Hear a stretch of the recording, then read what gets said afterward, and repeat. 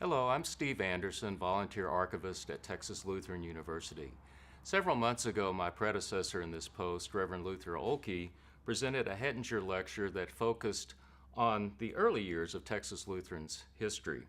I've been asked now by the Alumni Relations Office to build on Luther's presentation and to take a look at our past 50 years or so of history, dating back to about 1967. But before we jump into that, I would like to give just a quick recap of those early years of Texas Lutheran University. We trace our origins back to 1891 in Brenham, Texas, when the German Lutheran Church in the state of Texas founded the Evangelical Lutheran College of Brenham. Even though this school had the name college, it was more equivalent to what we would call today an academy, and the courses offered were more on level with a high school or a junior high school, and even some elementary school courses were offered there. And as you can see by this picture, our beginnings were very humble. This was the campus, this was the schoolhouse where all of those courses were taught. The school in Brenham operated for 20 years, but by 1911 its chronic financial woes caught up with it. And that year, the German Lutheran Church in the state of Texas accepted an offer from the business leaders of the city of Seguin to relocate the school here. And so that move got underway in 1911, early 1912, and construction began on a fairly significant building on the west side of Seguin that became the home for the new school here.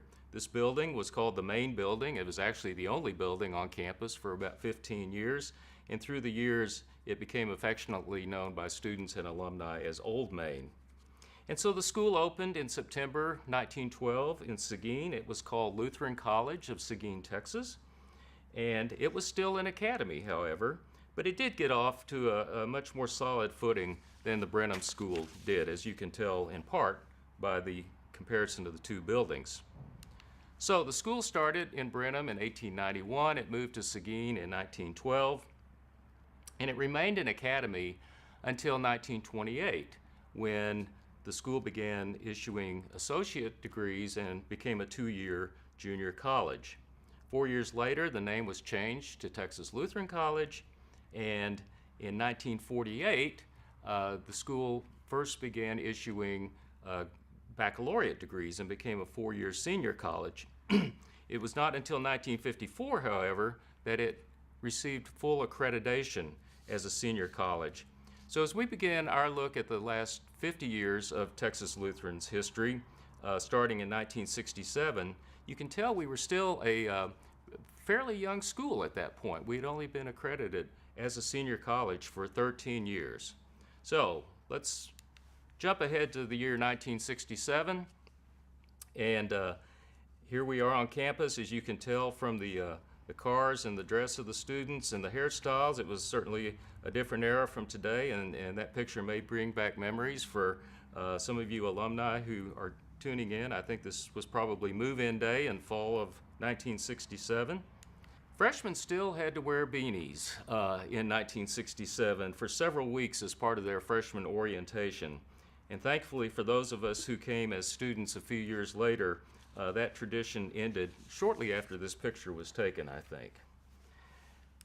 Students arriving on campus that fall were excited about the new Alumni Student Center that had opened just the previous year. And as you can see in this map of the campus was much smaller than it is today. The western edge of the campus was pretty much Fritz Street, which ran north and south through the campus behind the chapel. And there were only two buildings, two men's dormitories, Kraushaar and Knutson, that were on the other side of Fritz Street at that time. And if you can tell, you can see on this map, Old Main is pictured there, standing prominently at the head of the campus mall. Texas Lutheran was led by Dr. Martin Cole, who had become president in 1963, and he, along with his academic dean, Dr. Erno Dahl, focused a lot of their efforts and their energy on strengthening the academic program and the faculty. Among other actions that they took was to discontinue two programs that had been in existence for a few years on campus. One was the agriculture program, which had started in 1948, and here you see a picture of TLC's prize-winning sheep judging team in 1955, pictured with then-President Dr. Ed Sagabil standing on the left. The other program that was discontinued was the home economics program, which had started in 1953. And Dr. Cole, rightly so, I think, determined that those programs were not consistent with the mission and the ideals of a liberal arts college, and so they were discontinued during his tenure in the 1960s. Dr. Cole and Dr. Dahl also added an honors program at that time in an effort to try to recruit and to recognize and to encourage academically strong students. The late 1960s were also an era of innovation in America, including in academia.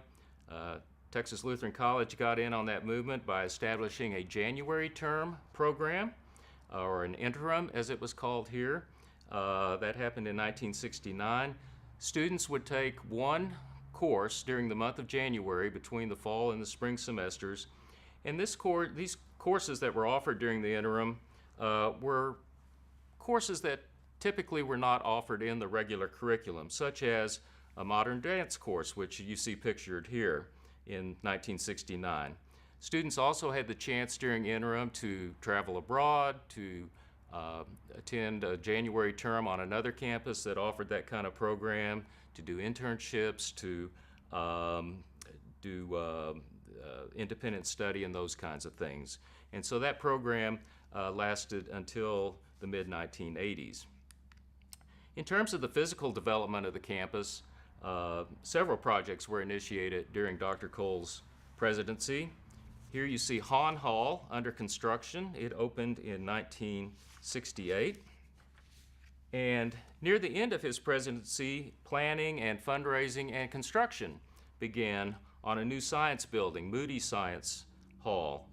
And that actually opened the year after he retired. He retired in 1969, and the building opened in 1970.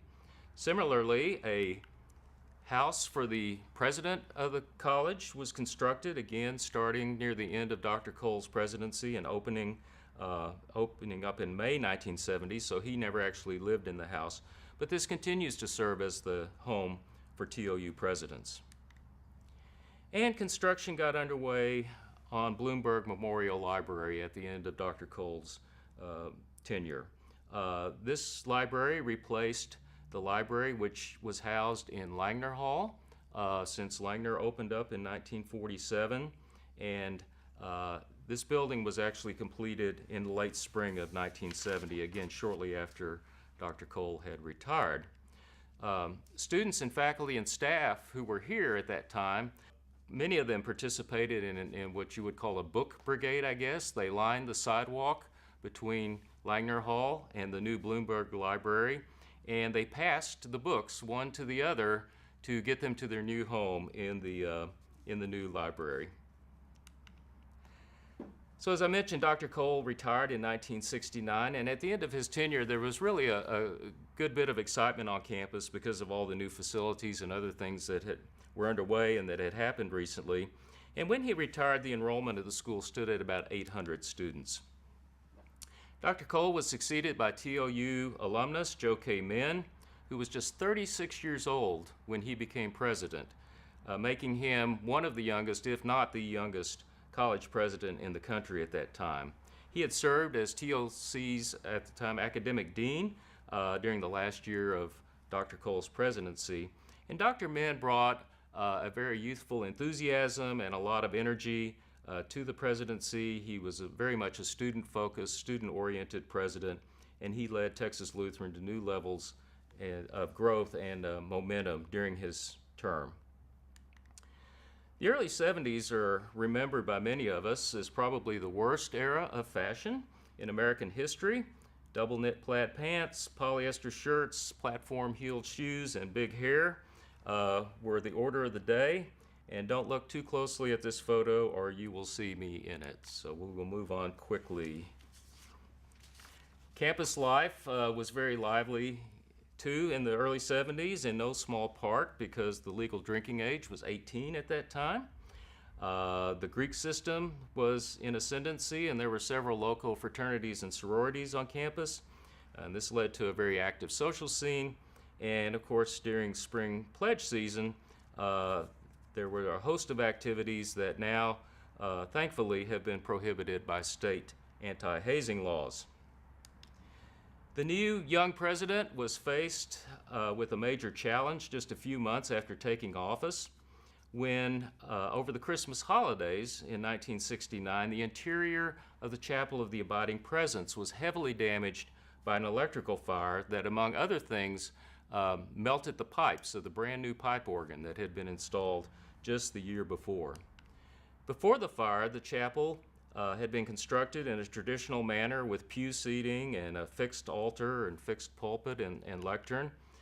But after the fire, the decision was made to go to a more flexible arrangement, and so chairs were brought in instead of pews, and the altar and pulpit and everything became movable. And this has proven, I think, to be a very good decision because it has enabled use of the chapel for a variety of worship styles and other events that previously the building could not accommodate. And even more recently, it has easily accommodated the introduction of video technology into the worship space and worship life of the community, as you can see by the screen in this photograph. Another challenging event during Dr. Min's presidency, more so for the Seguin community than for the campus, was a major flood in May 1972 when the Guadalupe River rose to record levels and destroyed or heavily damaged scores of houses in Seguin. This was in May, near the end of the term, and the college, in response to this challenge in the community, the college canceled final exams and unleashed an army of students to go out into town to help the local citizens clean out their homes and start to get back on their feet. And this was a gesture that was greatly appreciated by the Seguin community. It wasn't all fire and flood during Dr. Min's presidency, however. There was a great deal to celebrate as well. And not the least of these events were consecutive NAIA Division II National Football Championships in 1974 and 75, and those teams were led by legendary head coach Jim Wacker, and consecutive AIAW National Volleyball Championships in 1975 and 76, led by legendary head coach Susan Duke. These achievements brought tremendous attention to Texas Lutheran College and generated great excitement on campus and in the Seguin community and among Bulldog alumni everywhere. It was also an exciting time on campus because of the influx of several young faculty members who joined the staff in the late 1960s, early 1970s. People like Frank Giesber, Paul Shea, Mark Gilbertson, and Lane Hoppy, who you see pictured here. And there were so many others, Preston Reeves and Louis Bittrick and Sigurd Christensen, and that list just goes on and on. Many of these young faculty members spent the rest of their careers at Texas Lutheran, and some, including especially Dr. Norm Beck, Professor Sharon Conley, and Dr. Annette Sitzler, are still members of the TLU faculty. So this group of young faculty members complemented the more seasoned professors who had been on campus for several years, legendary names like Elton Bowman and Harry Bischoff and Evelyn Strang and Helen Weiss and so many others. And as a whole then, they constituted a very strong, dedicated faculty corps. Computers began to make their appearance on campus in the early 1970s, and our first computer science classes were offered in 1974. And in the fall of 1971, TLC established the Mexican American Studies Center to help promote Mexican American culture on campus and in the Seguin community, and to provide educational opportunities for Mexican American students. TLC was a real pioneer in Texas in establishing this program and center, and we were the first private school to do so, and the second school in the entire state, behind only the University of Texas at Austin, to have such a center. And the Center for Mexican American Studies is still very active on campus today. Under Dr. Min's leadership, Texas Lutheran College undertook its most ambitious fundraising campaign in its history, up to that point anyway, and this was dubbed the Challenge of the 70s. It had a $4.6 million goal for endowment, scholarships, and facilities, and it was successful in meeting its goal. In addition to doubling the endowment, the campaign enabled the construction of several new facilities on campus, including on-campus apartment buildings for junior and senior students built on the west edge of the campus. This was and still proves to be very popular housing for upper-class students, as they enjoy a bit more freedoms than do the residents of the traditional dormitories.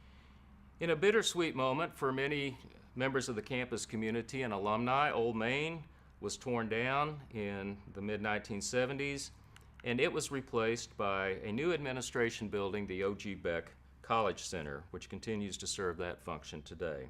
And with major support from the Houston Endowment Foundation and others, the Jesse H. Jones Physical Education Complex also opened in 1976. This was built around Memorial Gymnasium, and it provided greatly needed locker room space, offices, courts, and other spaces for our athletics and recreational programs. And it included a swimming pool, the Maybe Aquatic Center, which immediately became popular with not just the campus community, but also the Seguin community, and it remains so. So by the mid-1970s, the TLC campus began to take on a very different look than it had just 10 years before. The campus had expanded westward to Fleming Street, which you can see running diagonally near the top of the frame there. And you can see the new student apartment buildings up there along Fleming. And you will also see a lot more trees on campus when this picture was taken than had existed 10 years before. During the 70s, several hundred oak trees were planted on the Texas Lutheran campus. And of course, in the intervening years, those have matured and have added greatly to the beauty of the campus. One other significant achievement of Dr. Min's presidency that must be noted, enrollment increased significantly during his short tenure, from about 800 when he took office to closer to 1,100 students at the end of his term. So that and all of the other developments that I've just highlighted lead many to remember this is a very heady sort of time in Texas Lutheran's history. Sadly, however, Dr. Min's era came to a premature end when he succumbed to cancer in May of 1976 at the age of 42. Joe Min was succeeded as president by Dr. Charles Oestreich, who had been a key member of Dr. Min's leadership team, serving as academic dean. Dr. Oestreich served 18 years as president of Texas Lutheran, making him the third longest tenured president in school history. His presidency is marked by steady progress in the college's advancement in a number of areas.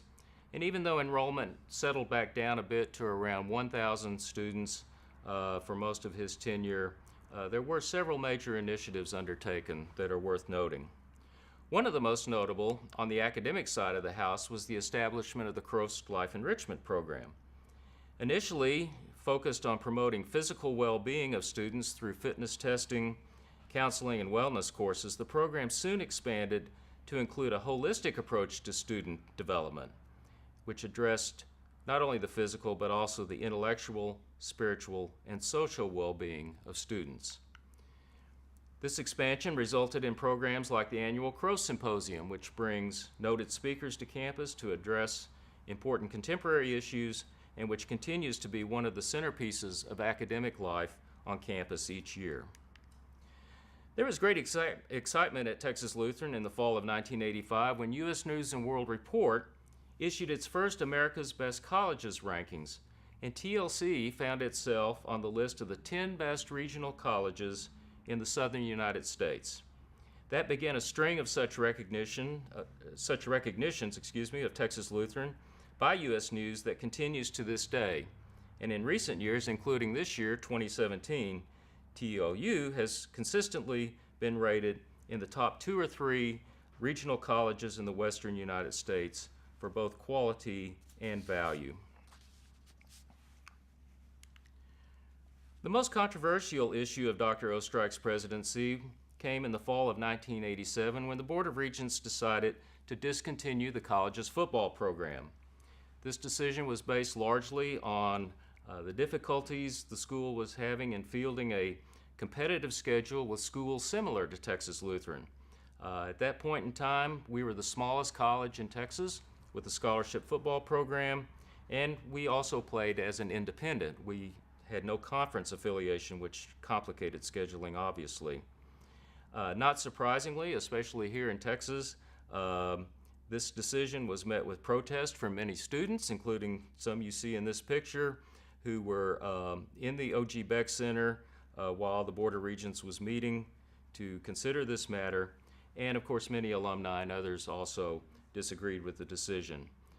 For many of those people, those bitter feelings were not assuaged until football was reinstated 11 years later, which I'll address shortly. The major fundraising effort of Dr. Oestreich's presidency was titled Gateway to Century II, and like the Challenge of the 70s campaign before it, it was a comprehensive campaign designed to meet a lot of the needs of the institution. That effort also was successful, and it yielded, or it enabled, I should say, many projects, including the expansion of the Schick Fine Arts Building to provide more and better space for our music, theater, and visual arts programs. And in the fall of 1986, the opening of Jackson Auditorium, which was the school's most extensive construction project and expensive construction project to that point, costing about $3.5 million, which in today's terms seems like a really good bargain. This nearly 1,100-seat auditorium provided for the first time a campus facility that enabled large gatherings of the college community for special events and other things, and it led to the creation of a more extensive cultural arts program that began to draw more noted speakers and performers to the campus. Jackson also has been heavily utilized by the Seguin community for a variety of purposes, and more than 30 years later, the building continues to serve both TLU and the public very well. The building is named for John and Katie Jackson of Dallas, Texas. Katie served on the Texas Lutheran Board of Regents for many years, and her husband John, or Jack as he was called, would accompany her to campus for these Board of Regent meetings. And as he came to campus through the years, he began to develop a strong interest in the physical development of the campus. And over time, he purchased tracts of land and either donated them to Texas Lutheran or sold them to Texas Lutheran for the expansion of the campus. And it's thanks to him, to his vision, and to his initiative there that all led to the current campus configuration of 160 contiguous acres between Highway 46 on the west, Prexy Drive on the east, Kingsbury Street to the north, and Court Street to the south. And we'll have another word about the Jacksons in just a moment. One other note, though, related to Jackson Auditorium: it has served as the Seguin home for the Mid-Texas Symphony, a professional orchestra supported by both the Seguin and the New Braunfels communities. And it's now in its 40th year, and this was really the brainchild and the dream of longtime TLU music professor Anita Windecker, pictured here. And to her left, or excuse me, to your left on the picture, you see Dr. Oestreich. Both of them were very instrumental in getting this symphony started and in continuing to sustain it through the years, and they continue to be very involved and supportive of the Mid-Texas Symphony to this day. The other major building addition to the campus during Dr. Oestreich's presidency was Hine Dining Hall, which replaced Reby Dining Hall in the Alumni Student Center. This building opened in September of '92, and it capped a year-long campus celebration of the 100th anniversary of Texas Lutheran's founding in Brenham in 1891. So during the Ostrike era, the westward expansion of the campus continued, and as it did so, the Chapel of the Abiding Presence, which was on the far western edge of campus when it was built in 1954, found itself in the very physical center of the campus, which I think is an appropriate and symbolic spot for this community of learning and community of faith. Upon Dr. Ostrike's retirement in 1994, the Board of Regents selected Dr. John Moline as the college's 13th president. Dr. Moline brought a renewed vision and energy level to the campus, and much of his effort focused on growing the enrollment and strengthening the college's financial situation. To do that, he undertook several initiatives to make Texas Lutheran better known in the public eye and in the student marketplace. Those initiatives included committing more resources to marketing the school, and for the first time in the school's history, Texas Lutheran developed a professionally produced multimedia marketing campaign that included print, radio, movie theater, and television ads. Texas Lutheran was one of the first private colleges in Texas to undertake this kind of campaign, and its main message was to differentiate the school from large public universities by emphasizing our small classes and the benefits of small classes. The most visible and lasting effort to rebrand Texas Lutheran, however, came in 1996 with the name change from Texas Lutheran College to Texas Lutheran University. This was done in large part to distinguish ourselves from two-year community colleges, many of which had dropped the word community or junior in their names. For example, San Antonio College in San Antonio, a two-year open admission, non-residential kind of school, very different from Texas Lutheran. And so that was some of the thinking behind that change, and that has been our name now for 21 years. There were also some major changes to the university's intercollegiate athletic program in 1998 that positively affected enrollment. First and foremost was bringing football back that fall of 1998. It was brought back as a non-scholarship, non-athletic scholarship program because of our ability to join a conference in Texas with other NCAA Division III schools, non-scholarship schools. That seemed to be the place for us to go when we started the program back up.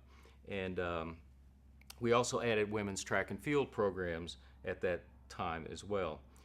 And then in December of '98, the board looked at the question of moving our entire intercollegiate athletics program to a non-scholarship basis and joining the NCAA Division III non-scholarship division. And the decision was that that was the right move for Texas Lutheran in terms of the size of our school, the type of school we are, the philosophy, and for the opportunities for conference affiliation. Almost every other small college, private small college in the state of Texas had gone that route before us, and so we had an opportunity to find a stable home at that level. And so that transition to Division III began. As with Dr. Ostrike's decision to drop the football program 11 years earlier, this decision to go to a non-athletic scholarship program of athletics here was the most controversial one in Dr. Moline's tenure.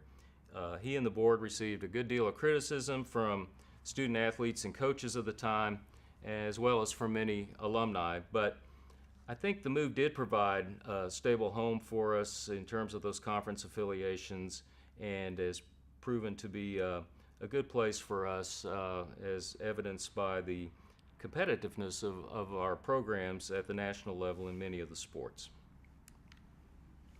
Several construction projects were undertaken during Dr. Moline's 13-year tenure.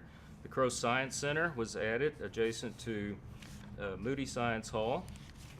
There was a major renovation of the Alumni Student Center in the late 1990s.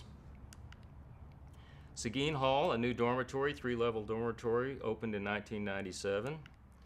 The historic Fritz family farmhouse was moved to a more prominent location on campus near the Beck Center and restored and updated. The Fritzes were German immigrants who moved to Texas in the 1860s, and they owned all of this land that the campus currently sits on. And so it's good that we could continue to honor that part of our history by restoring this house, and it is the site of many, not only college, but also Seguin community events, receptions, dinners, meetings, and the like. Weber Hall, which had been built in 1929 and had faced structural issues for several years, was taken down to help open up the L-shaped campus mall, starting from the chapel, heading east toward Langner Hall, and then south down to the Beck Center. And it was replaced by Shapey Hall, which, although a modern facility, replicated some of the exterior architectural features of Weber, especially over the main entryway. And this is the home for our business administration, education, and kinesiology departments, amongst other programs and activities that go on there. This building was made possible by a major estate gift from the late Hilmar and Annie Shapey of Seguin and New Braunfels. This couple had supported Texas Lutheran generously through the years, and upon their passing, they bequeathed a portion of their estate, which totaled close to $6 million. Our portion of that came to close to $6 million. And they designated half of that for endowment and half for facilities, and so we gratefully named this new building in their honor. Other new facilities during the Moline era were built to support our expanding enrollment and our expanding athletics programs. They included the Marvin Wren Fieldhouse, which provides locker and office spaces for football and several of our other sports, and the Grossman Fitness Center pictured here, which is available for use by the entire campus community. One other note regarding TLU athletics during this time in our history: in 2004, we started the annual Front Row event, a fundraiser for TLU's intercollegiate athletics program, and it's called Front Row with Vern Lundquist. Most of you watching this, if you're a graduate of Texas Lutheran or know anything about Texas Lutheran, know that Vern is far and away our most well-known alumnus, enjoying a long and distinguished career as a network television sportscaster. Vern graciously has given of his time these last 14 or so years to make this event possible, and the highlight of each Front Row event is Vern's onstage interview with a celebrity athlete or coach, such as his 2016 interview with basketball legend and TV personality Charles Barkley. Other athletes who have joined Vern through the years at Front Row include legends like Roger Staubach, Troy Aikman, Archie Manning, Roger Clemens, Ben Crenshaw, and the list goes on. And through these efforts, more than $1 million has been raised for TLU athletics through Front Row. The university's advancement campaign during the last half of the Moline presidency was titled Call to Make a Difference. And it was has been far and away the most ambitious fundraising effort in the university's history, with a goal of $52 million to help support a variety of needs across the campus. The success of this campaign, and it was successful in meeting that goal, was fueled in large part by the two largest gifts TLU had received to that time. One was the Shapey estate, which I mentioned, and the other was the John and Katie Jackson estate, which we received in 2004. Our portion of that gift from John Jackson, Katie had predeceased him, our portion of that was conservatively valued at the time at about $12.5 million. And it is a gift that keeps on giving, because some of that is in oil and gas wells that are still producing and that we receive some royalties from. The value or the ethos that I think was most associated with John Moline and his presidency is the concept of servant leadership, of providing leadership by serving others. And Dr. Moline promoted this ideal through his rhetoric throughout his presidency, but he also lived it in his actions, and most notably in the establishment of the Center for Servant Leadership on campus, which is a resource center for faculty and students and staff to help them integrate service leadership ideals into the curriculum and into co-curricular programs, and to help connect the campus community and campus resources with needs in the Seguin community. And so upon his retirement, the Board of Regents honored Dr. Moline and his wife Sandra by naming the Center for Servant Leadership for them, which I think was a very fitting tribute. TLU made history in 2007 when the Board of Regents selected the Reverend Ann Svenningsson as the institution's first female president. She was also the first ordained minister to serve as Texas Lutheran president since Marcus Reiki in the early 1960s. Though President Svenningsson's tenure was brief, just 3 years before her resignation in May of 2010, there were some notable achievements. Those included construction of the AT&T Science Facility, connected to the east end of Moody Science Hall, which provides state-of-the-art laboratory and classroom and office spaces for our historically strong biology, chemistry, and physics programs. Also during President Svenningsson's tenure, TLU received a generous estate gift from alumna Jessie Brown and her husband Dr. Jack H.U. Brown for the establishment of an endowed fund to support a high-level Distinguished Speaker and Cultural Arts series. Named the Brown Cultural Enrichment Fund, the proceeds from this endowment have enabled TLU to bring to campus in recent years many notable speakers and artists, including humorist and longtime host of NPR's Prairie Home Companion, Garrison Keillor, pictured here, New York Times columnist David Brooks, South African musicians Ladysmith Black Mambazo, and many others. And thanks to these programs, thanks to this gift, these programs have raised TLU's profile in the region and greatly enriched the lives not only of the TLU community, but also the many campus visitors who attend these programs. I think the most significant achievement of President Svenningsson's tenure was the development and the adoption of a 5-year strategic plan, as well as a long-term master plan for the future development of the campus. And both of these documents have guided many of TLU's major decisions in recent years, including the placement of facilities that have been constructed since that time.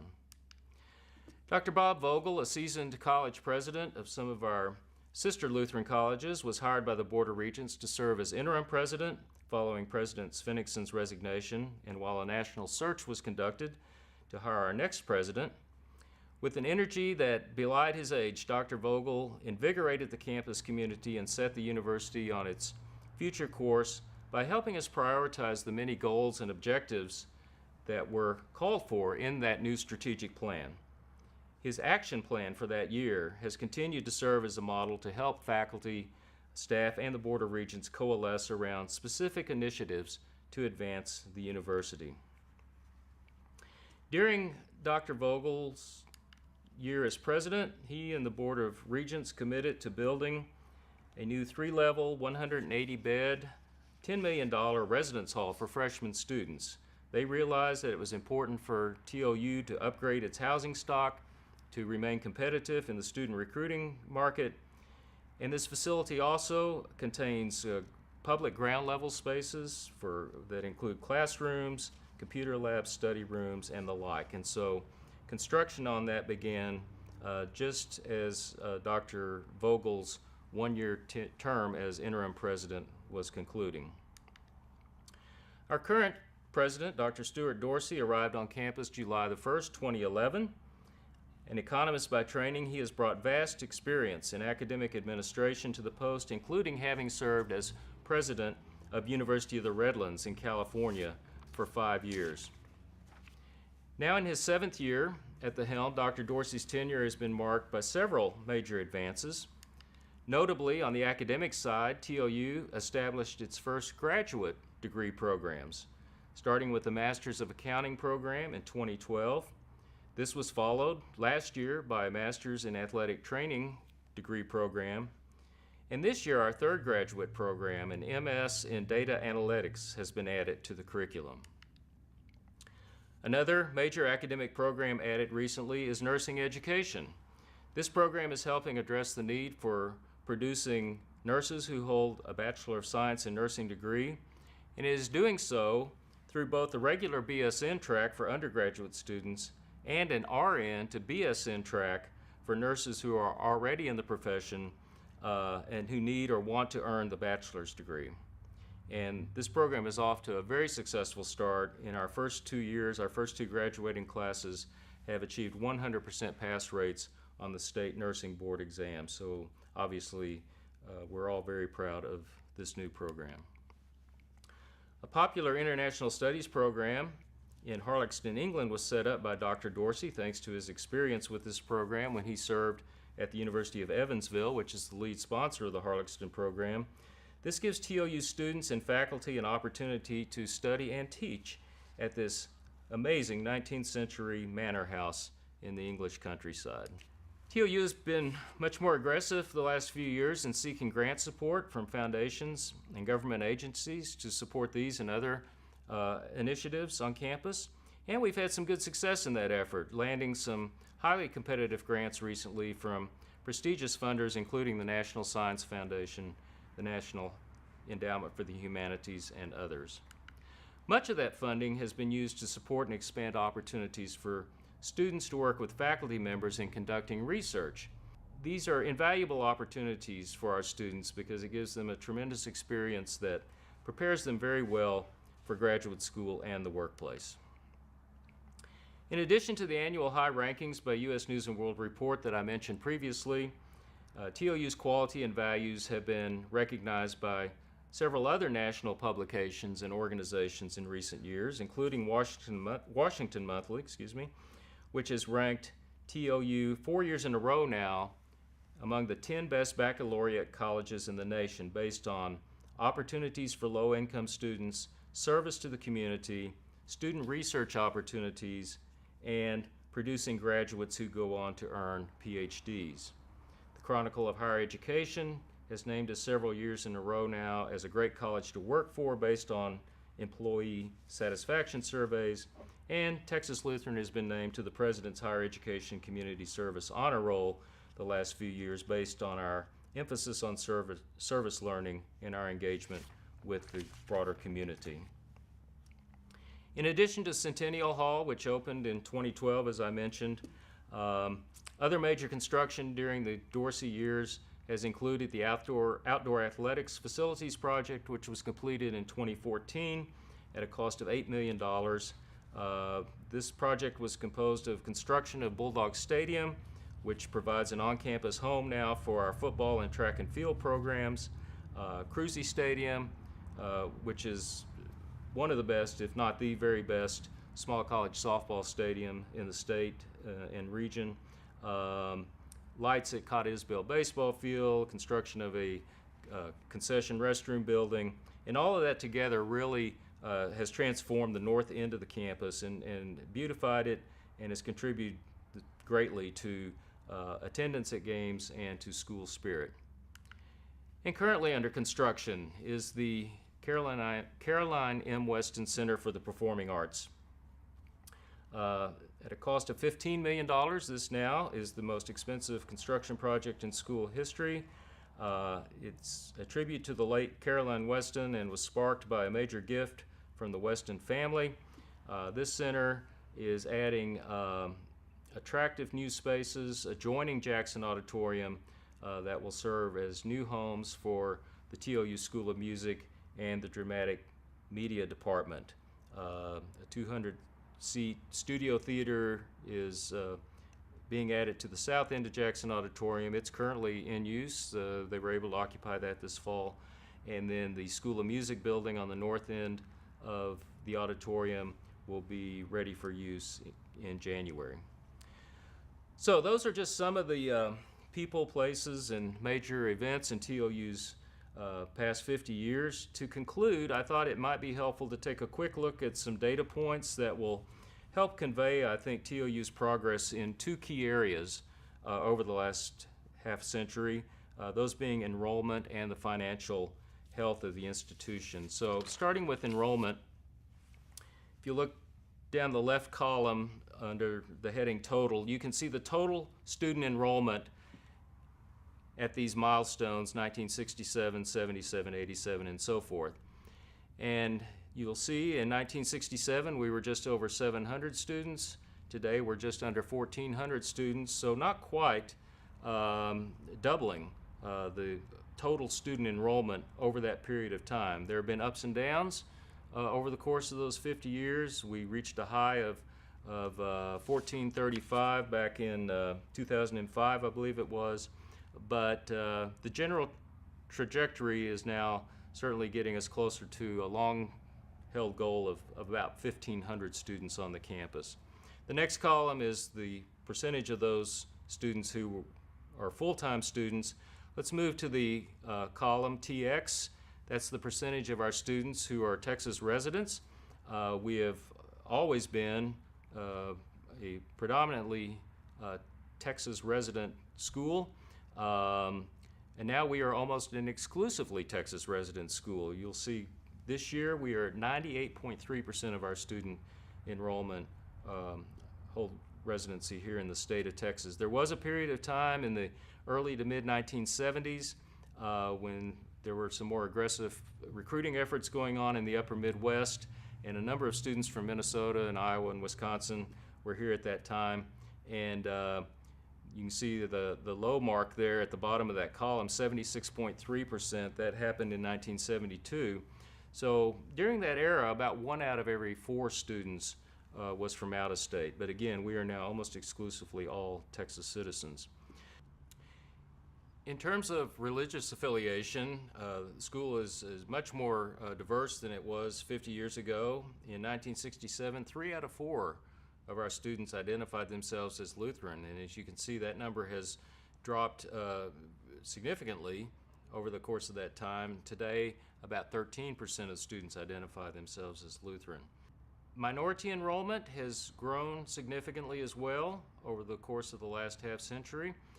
You'll notice we did not even report enrollment of African American or Hispanic students in 1967. In fact, we did not start reporting that until 1976, as far as I can find in the records. But the African American enrollment has fluctuated up and down, mostly in single digits. This year, 10.2%, which ties a record high. The Hispanic student enrollment has grown very steadily and has even accelerated in recent years, and it now stands at 33.5%, which is the record high. So between the African American and the Hispanic student categories, 43, almost 44% of TLU students today are part of those groups. So we've become much more diverse in our student body in many ways, other than in the residency. And finally, just a quick look at some major financial indicators to give some idea of the growth of the scope of the operation and of value of the university. The left-hand column, annual expenditures, is a reflection of our annual operating budgets. And so in 1967, the budget was a little over $1.5 million. Today, it's close to $37 million. The endowment, which is a very critical indicator of a school's financial health, stability, and viability, has made significant gains, under $1 million in 1967, today valued at just over $80 million, thanks in part to some of those gifts I mentioned, but also in part to some changes in investment policies the last few years that have returned very nicely for the university. And then finally, our total assets growing from $5 million 50 years ago to approaching $175 million today. So, obviously, there have been a lot of changes, major changes, at Texas Lutheran College, Texas Lutheran University. Over the last 50 years, the name has changed, the school is bigger, the campus is bigger, and on and on. But I'm happy, as a TLU graduate myself and as a 31-plus year employee here until my retirement earlier this year, I'm happy to report, and especially for alumni who are watching this, that amidst all of these changes, the most fundamental and important aspects of Texas Lutheran have remained constant. TLU still produces a high-quality educational experience for our students who are taught by talented, dedicated professors in small classes that enable the faculty to know, challenge, mentor, and inspire students on an individual basis. TLU still has a strong sense of community, a very supportive, friendly campus where students continue to make friends for life. And TLU is still a place that strives to help students grow in all aspects of their lives, intellectually, socially, physically, and spiritually. So in short, through all of these changes on campus and in the world the last 50 years, TLU remains truly a community of learning and a community of faith. Thank you for joining me on this whirlwind tour of TLU's history since 1967. If you have any questions or comments about anything I said or didn't say, please feel free to contact me and I will enjoy talking with you about that. Thank you for your time and for your interest and support of Texas Lutheran University.